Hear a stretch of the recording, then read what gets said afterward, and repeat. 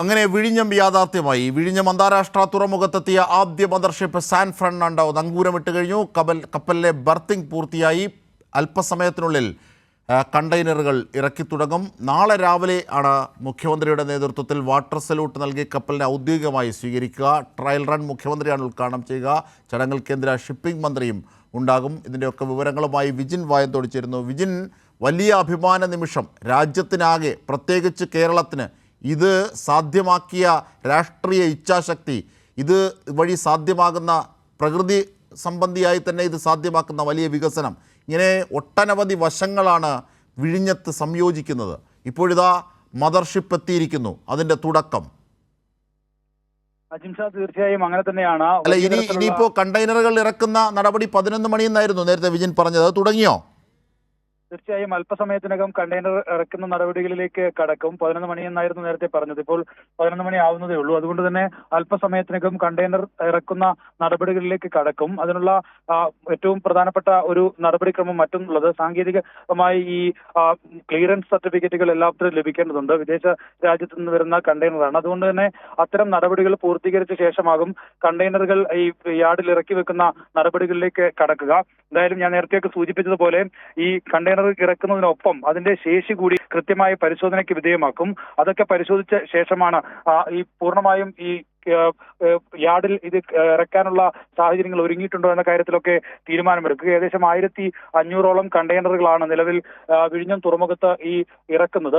San Fernando കപ്പലിൽ 3000ഓളം വരുന്ന കണ്ടെയ്നറുകളാണ് എത്തിയത്. അത് പൂർണ്ണമായും ഇറക്കിയ ശേഷം നാളെ ഈ ഉദ്ഘാടന പരിപാടികൾക്കും ഒപ്പം തന്നെ കപ്പലിനെ സ്വീകരിക്കുന്ന വാട്ടർ സല്യൂട്ടിനും ഒക്കെ ശേഷം തിരിച്ച് കൊളംബോയിലേക്കാണ് കപ്പൽ പോവുക.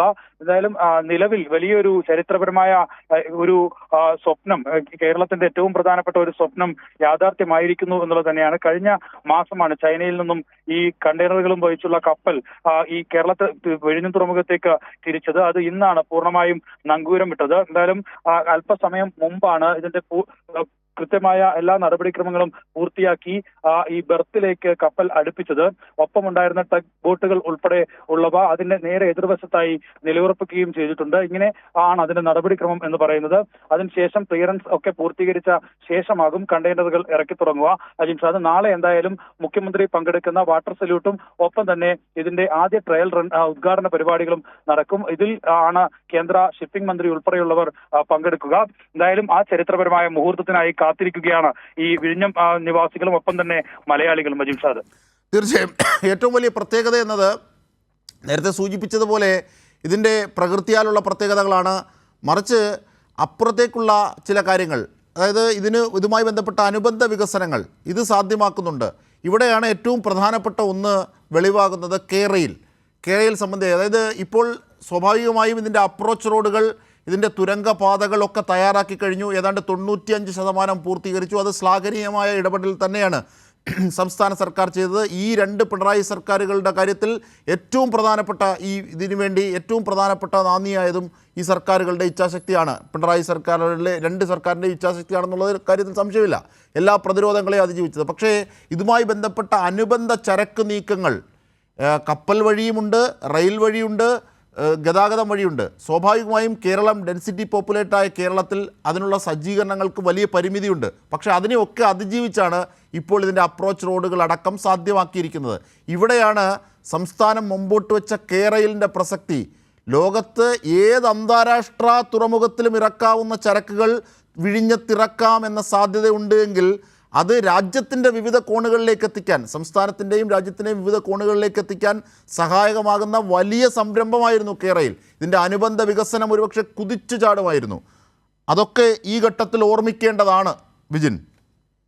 തീർച്ചയായും അജിംഷാദ്, അങ്ങനെ തന്നെയാണ്. അതുകൊണ്ട് തന്നെയാണ് കേരളത്തിന്റെ വികസനത്തിൽ ഒരു പ്രധാനപ്പെട്ട ഘട്ടമായി ഈ വിഴിഞ്ഞം തുറമുഖം പൂർത്തീകരണം മാറുമെന്ന കാര്യം എടുത്തു പറയാനുള്ള കാരണവും. കാരണം ഇതിൽ പ്രധാനപ്പെട്ട കടമ്പകൾ പലതും ഉണ്ടായിരുന്നു. അതാണ് നമ്മൾ നേരത്തെയൊക്കെ സൂചിപ്പിച്ചതുപോലെ പ്രകൃതി ദുരന്തങ്ങൾ, ഒപ്പം തന്നെ പ്രളയം, ഓക്കി, കോവിഡ്, ഇങ്ങനെ പല പല പ്രതിസന്ധികൾ ഒരു ഭാഗത്ത് നിൽക്കുമ്പോൾ തന്നെ മറ്റു തരത്തിലുള്ള സമരം ഉൾപ്പെടെയുള്ള വിഷയങ്ങൾ ഉണ്ടായിരുന്നു. വലിയ തരത്തിലുള്ള കലാപ സമാനമായ സമരങ്ങൾ ഒക്കെ അരങ്ങേറുന്നത് കണ്ടു. അതിനെല്ലാം ഈ സംയമന പാത പാതയിൽ തന്നെ ആ പ്രശ്നങ്ങളെല്ലാം പരിഹരിച്ചുകൊണ്ടാണ് സംസ്ഥാന സർക്കാർ ഇതിനെ കൃത്യമായ സമയബന്ധിതമായി പൂർത്തീകരിക്കാനുള്ള നടപടികൾ സ്വീകരിച്ചത്. ഇതിൽ കേരളത്തിന് ഏറ്റവും വലിയ മുതൽക്കൂട്ടായി മാറാൻ പോകുന്നത് ഈ അപ്രോച്ച് റോഡും അതുപോലെ തന്നെ റെയിൽവേ കണക്ടിവിറ്റിയും റോഡ് കണക്ടിവിറ്റിയും ഒക്കെ ഉണ്ടാകുന്നതോടുകൂടി രാജ്യത്തിന്റെ പല ഭാഗങ്ങളിലേക്ക് തുറമുഖം വഴി, അതായത് കപ്പലുകളിൽ അല്ലാതെ തന്നെ നേരിട്ട് റോഡ് റെയിൽ മാർഗത്തിലൂടെ തന്നെ ചരക്ക് നീക്കം സുഗമമാകും എന്നുള്ളതാണ് പ്രധാനപ്പെട്ട കാര്യം. ഇതിൽ നാഷണൽ ഹൈവേയുടെ കണക്ടിവിറ്റി പദ്ധതികൾ ഏകദേശം പൂർണ്ണമാകാൻ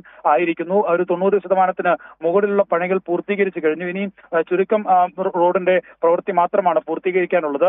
അതുപോലെ തന്നെ ഈ തുരങ്കപാതയുമായി ബന്ധപ്പെട്ട കാര്യങ്ങൾ ഏകദേശം 90% തുരങ്കപാതയാണ് റെയിൽവേ നിർമ്മിക്കുന്നത്. അതിനുള്ള DPR ആദ്യഘട്ടത്തിൽ നൽകിയ DPR കേന്ദ്ര സർക്കാർ അംഗീകരിച്ചിരുന്നില്ലെങ്കിലും പിന്നീട് ഈ കൊങ്കൺ നൽകിയ DPR പൂർണ്ണമായും അംഗീകരിച്ചിട്ടുണ്ട് നിലവിൽ. അതുകൊണ്ട് തന്നെ അതിന്റെ പ്രവർത്തനങ്ങളും ആരംഭിക്കാനിരിക്കുകയാണ് ഈ സംസ്ഥാന സർക്കാർ. അതിന് സ്ഥലമേറ്റെടുപ്പ് നടപടികൾ ഉൾപ്പെടെ ആരംഭിച്ചിട്ടുണ്ട്.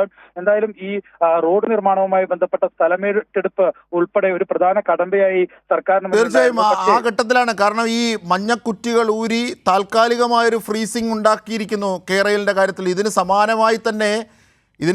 സമാനമായി മാത്രമല്ല വലിയ അർത്ഥത്തിൽ വലിയ പ്രക്ഷോഭങ്ങളൊക്കെ നീട്ടി പ്രതിപക്ഷം രണ്ടാം വിമോചന സമരം എന്ന അടക്കം പറഞ്ഞുകൊണ്ട് ഈ സംരംഭത്തെ പാതി വഴിയിലും ഏതാണ്ട് പൂർത്തിയായ ഘട്ടത്തിൽ പോലും ജനങ്ങളെ സംഘടിപ്പിച്ചുള്ള പ്രതിഷേധം അതിനൊക്കെ പിന്തുണ നൽകിയത്. ഇങ്ങനെ എല്ലാ ഘട്ടങ്ങളിലും ഇതിന് തടസ്സം സൃഷ്ടിച്ച കാര്യങ്ങൾ ഓർമ്മയില്ലേ വിജിൻ? അത് ഓർമ്മിക്കേണ്ടേ ഇപ്പോൾ? തീർച്ചയായും അജിംഷാദ്, ഈ ലത്തീൻ സഭയുടെയൊക്കെ നേതൃത്വത്തിൽ കോൺഗ്രസിന്റെയും അതുപോലെ തന്നെ മറ്റ് സംഘടനകളുടെയും ഒക്കെ നേതൃത്വത്തിലാണ് വലിയ തരത്തിലുള്ള ഒരു സമരം ഈ വിഴിഞ്ഞം തുറമുഖ പ്രദേശത്ത് നടന്നത്. വിഴിഞ്ഞം തുറമുഖം നിർമ്മിക്കുന്നതിന്റെ തൊട്ട് അതിന്റെ കവാടത്തിൽ ഉണ്ടായിരുന്ന ബോർഡുകളൊക്കെ അഴിച്ചു നിരത്തുകയും പോലീസ് സ്റ്റേഷൻ കയ്യേറുന്ന നടപടികളിലേക്ക് ഉൾപ്പെടെ സമരക്കാർ പോവുകയൊക്കെ ചെയ്തിരുന്നു. അതിനെ തുടർന്ന് സംസ്ഥാന സർക്കാർ നിരന്തരമായി ഈ സമരക്കാരുമായി ചർച്ച നടത്തുകയും അവരുടെ ആവശ്യങ്ങൾ പൂർണ്ണമായും പരിഗണിക്കുകയും അവർക്ക് ഈ വിഴിഞ്ഞം തുറമുഖം സമരക്കാരെ പറയേണ്ട കാര്യമില്ല. കാരണം ആ സമരക്കാരെ അവിടെ സംഘടിപ്പിച്ച് കൊണ്ടുവരാൻ എല്ലാവിധ രാഷ്ട്രീയ ഊർജവും കൊടുത്തത് പ്രതിപക്ഷമാണ് കേരളത്തിലെ. രണ്ടാം വിമോചന സമരത്തിലേക്ക് പോലും പോകുമെന്ന് പറഞ്ഞാൽ അതിൻ്റെ സൂചന അതുതന്നെയാണ്. അതായത് ഈ സാമുദായിക പാക്കേജുകളാണ്. നമുക്കറിയാമല്ലോ, ഒന്നാം വിമോചന സമരം അറിയാമല്ലോ. അപ്പോൾ രണ്ടാമത്തെ വിമോചന സമരത്തിലും അതിൻ്റെ പാക്കേജുകൾ ഉപയോഗിക്കുമെന്ന് പച്ചയായ വർഗീയത അതുപോലും പറഞ്ഞു ഈ വികസന സംരംഭത്തെ, കേരളത്തിൻ്റെ രാജ്യത്തിൻ്റെ പൊതുവികസന സംരംഭത്തെ തടസ്സപ്പെടുത്താൻ.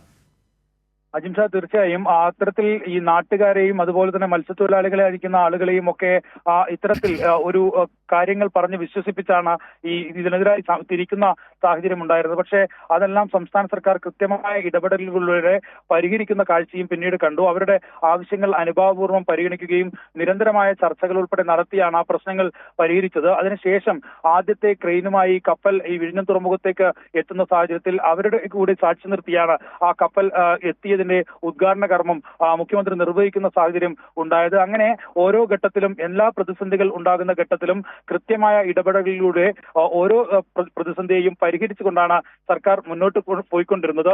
അവസാന ഘട്ടങ്ങളിൽ ഈ അവശ്യ സാധനങ്ങളുടെയൊക്കെ ലഭ്യത ഈ തുറമുഖ പ്രവർത്തനവുമായി തീർച്ചയായും അതിനെയൊക്കെ അതിജീവിച്ചാണ് ഈ വികസനം സാധ്യമായിരിക്കുന്നത്. ഇപ്പോഴെന്താ ഇത് യാഥാർത്ഥ്യമായിരിക്കുന്നു. ഇവിടെ മദർഷിപ്പ് എത്തിയിരിക്കുന്നു.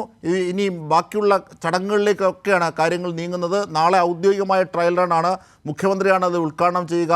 ഇന്നിപ്പോൾ ചരക്ക് നീക്കം, അതിനുള്ള ബർത്ത് സംവിധാനങ്ങൾ, മറ്റ് കസ്റ്റംസ് ക്ലിയറൻസ് ഒക്കെ നേടിയതിനു ശേഷം ഏതാണ്ട് 11 മണിയാണ് പറഞ്ഞിരുന്നത്. ബർത്തുകൾ നീക്കി തുടങ്ങിയോ? നിലവിൽ ഇതുവരെ ബർത്തുകൾ നീക്കി തുടങ്ങിയിട്ടില്ല എന്നാണ് മനസ്സിലാക്കുന്നത്. എന്തായാലും അതിന്റെ ദൃശ്യങ്ങൾ ലഭ്യമാകണമെങ്കിൽ നമുക്ക് മറ്റൊരു സൈഡിലേക്ക് പോകണം. അവിടത്തേക്കുള്ള യാത്രയിലാണ് ഞാനുള്ളത്. അതുകൊണ്ട് തന്നെ അതിന് കൃത്യമായ വിവരം അറിയുന്നതേ ഉള്ളൂ. എന്തായാലും അല്പസമയത്തിനകം ഈ കണ്ടെയ്നറുകൾ ബർത്തിൽ ഇറക്കി തുടങ്ങും എന്നാണ് മനസ്സിലാകുന്നത്. ഞാൻ നേരത്തെ സൂചിപ്പിച്ചതുപോലെ സാങ്കേതികമായ ചില നടപടിക്രമങ്ങൾ പൂർത്തീകരിക്കാനുണ്ട്.